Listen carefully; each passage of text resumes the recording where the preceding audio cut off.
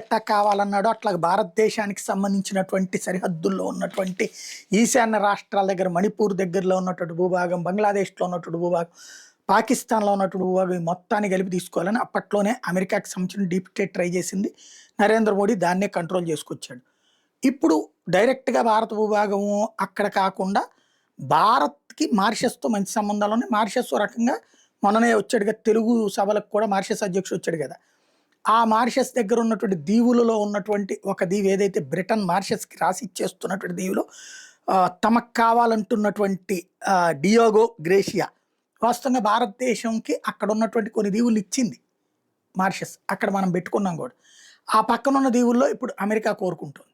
అంటే భారత్కి ఆ దీవులన్నిట్లలో ఆధిపత్యం వచ్చే సందర్భంలో అక్కడ ఆధిపత్యం తను కోరుకుంటున్నాడు ట్రంప్. అలాగే మనతో ఏం గొడవ పెట్టుకోడు, మనం కూడా ఏమో అమెరికాతో గొడవ పెట్టుకోం.